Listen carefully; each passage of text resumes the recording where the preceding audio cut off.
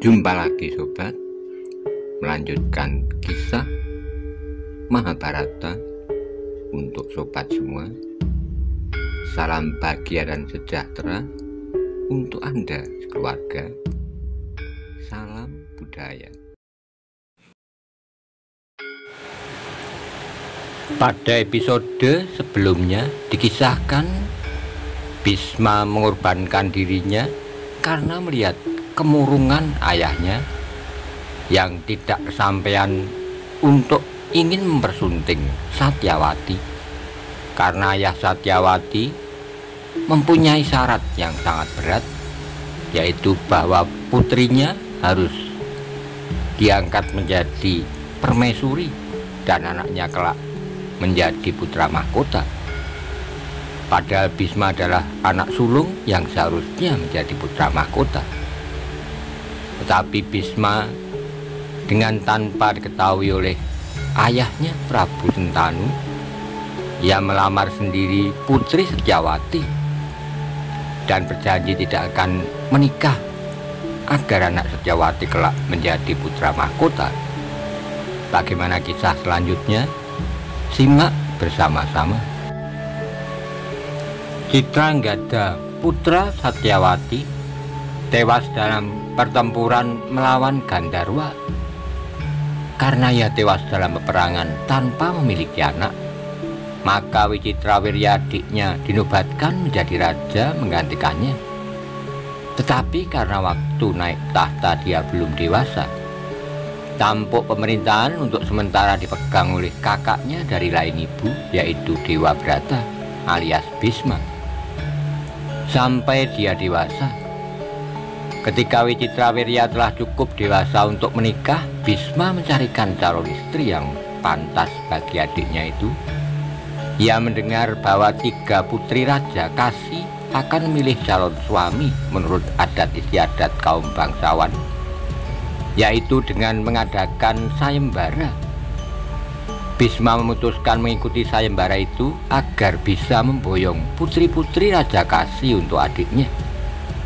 Pada hari sayembara, di alun-alun kerajaan Kasi berkumpul putra-putra mahkota dan dari kerajaan Kosala, Wangsa, Pundra, Kalingga, dan lain-lain.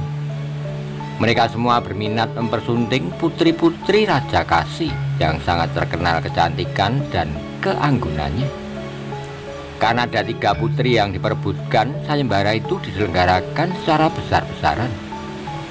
Meskipun datang dengan semangat tinggi, banyak juga putra mahkota yang merasa cemas, takut menanggung malu jika gagal memenangkan sayembara. Terlebih lagi ketika melihat Bisma hadir di antara mereka. Bisma terkenal sakti dan mahir menggunakan segala macam senjata perang. Kecuali itu karena kesetiaan dan keteguhan hatinya, semua orang segan padanya.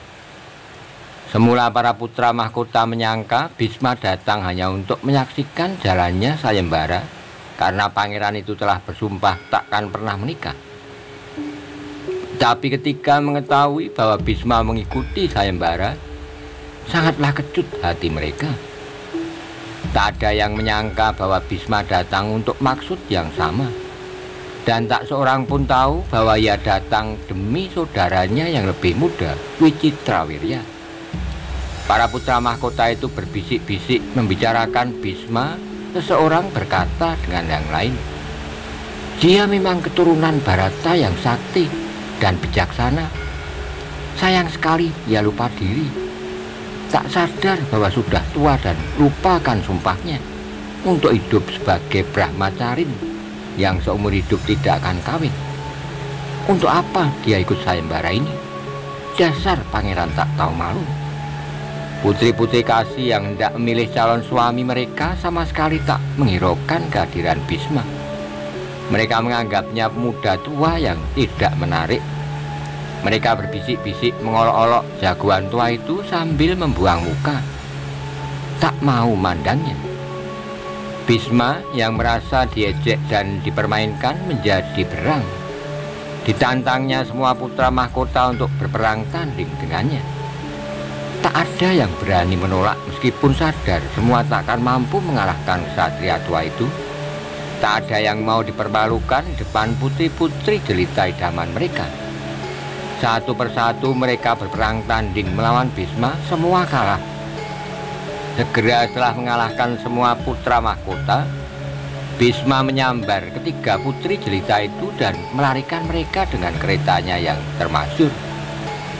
Begitu kencang laju kereta itu hingga seakan-akan mereka terbang meninggalkan gelanggang sayembara menuju Hastinapura. Belum lagi jauh dari arena sayembara kerajaan Kasih, mereka dihadang Raja Salwa dari kerajaan Saubala. Raja itu menantang Bisma untuk bertarung. Sebenarnya Raja Salwa sudah menjalin kasih dengan Ambo, dan Ambo yang jelita telah memilih Salwa sebagai calon suaminya. Setelah perkelahian sengit, Salwa takluk menyerah. Bisma mengangkat senjata hendak membunuh, tetapi dicegah oleh Ambo. Karena permintaan putri itu, Bisma urung membunuh Salwa. Setibanya di Hastinapura, Bisma segera mempersiapkan pernikahan Wicitrawirya. Ketika tamu-tamu mulai berdatangan, Ambo berkata kepada Bisma dengan nada mencemooh, "Wahai putra Dewi Gangga yang masyhur, Tuan pasti tahu yang terkandung dalam kitab-kitab suci yang kita hormati dan muliakan. Seharusnya Tuan juga tahu bahwa aku telah memilih Salwa, Raja Kerajaan Saubala, untuk menjadi suamiku. Tuan memaksa diriku menerima pernikahan ini.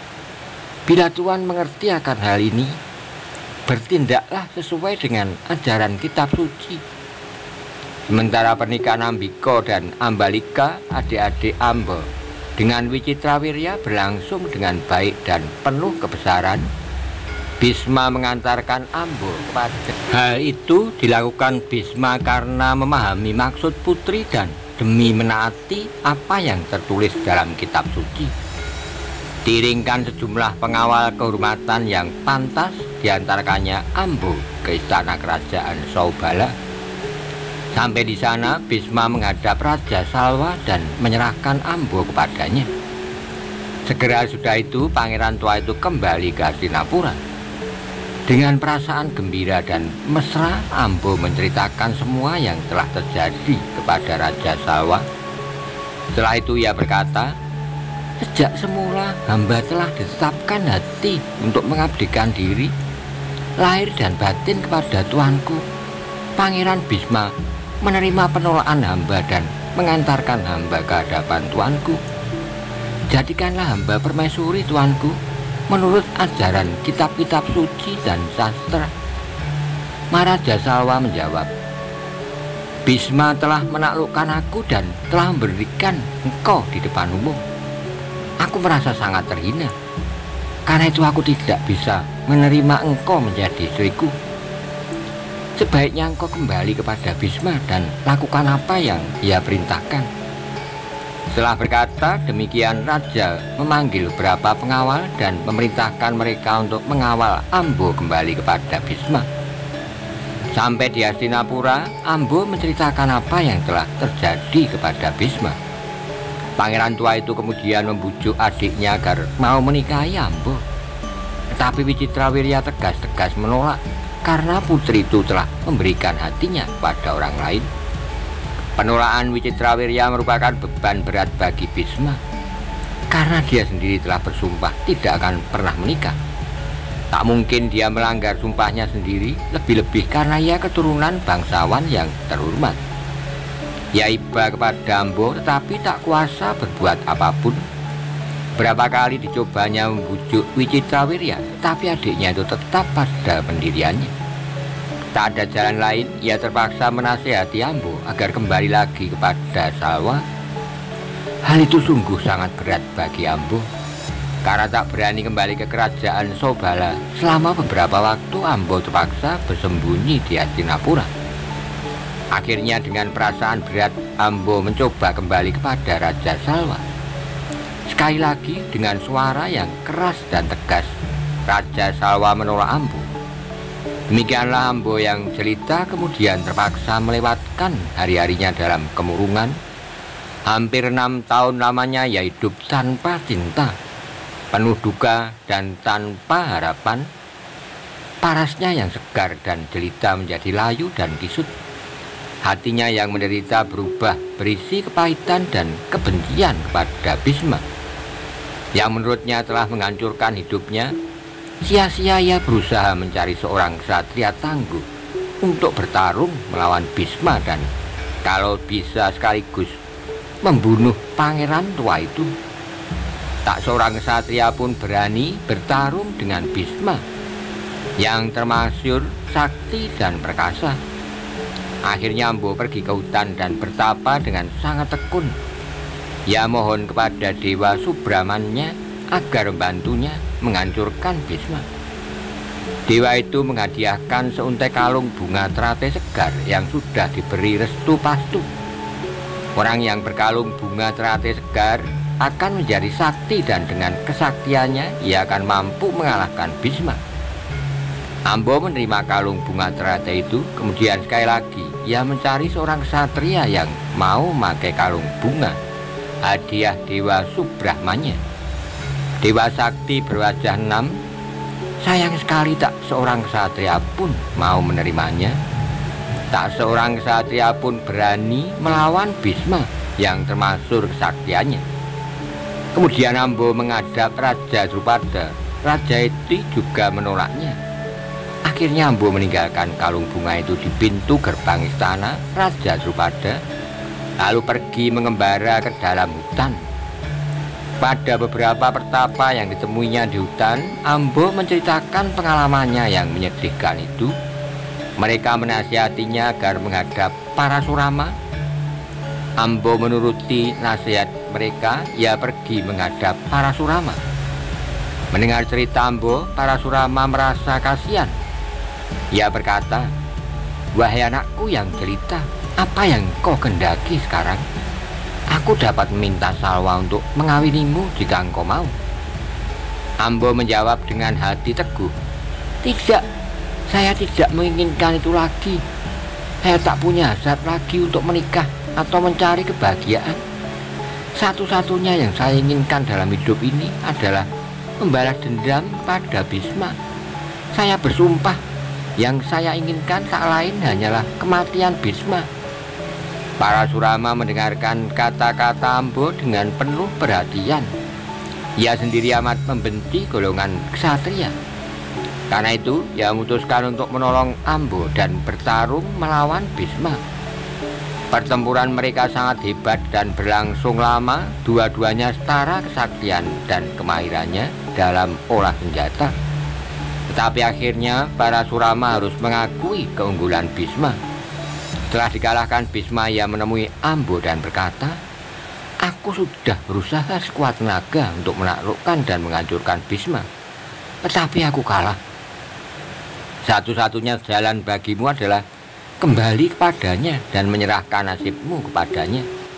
Hanya dengan membawa duka, sakit hati, dendam, dan kebencian, akhirnya Ambo pergi ke kaki Gunung Himalaya untuk bertapa. Dengan kusuk ia bertapa dan terus-menerus melakukan penyucian diri agar dapat menerima karunia Bathara Siwa. Karena di dunia ini tak ada lagi manusia yang bisa menolongnya. Setelah lama bertapa dengan sangat kusuk, Bathara Siwa muncul di hadapannya dan memberinya restu. Dalam inkarnasinya yang akan datang, Ambo dapat membunuh Bisma. Ambo tidak sabar menunggu hingga masa inkarnasinya yang akan datang. Karena itu, ia membuat api unggun besar dan melakukan satya, mengorbankan diri dengan terjun ke dalam api yang berkobar-kobar. Dengan satya, badannya akan hangus terbakar. Atas pertolongan Bathara Siwa, Amba berinkarnasi terlahir kembali sebagai putri Raja Drupada. Ajaib, beberapa tahun kemudian ia menemukan kalung bunga teratai yang dahulu ia gantungkan di pintu gerbang istana Raja Drupada. Kalung bunga itu masih elok dan segar, seakan-akan tak pernah disentuh orang. Maka dikalungkanlah untaian bunga itu di lehernya. Melihat perbuatannya yang gegabah itu, Raja Drupada menjadi cemas karena ingat bagaimana dahulu Amba mengalungkan untaian bunga itu di situ sebelum meninggalkan istana Hastinapura dengan hati penuh dendam. Putri yang menendam itu kemudian bertapa di hutan yang lengang dan sunyi.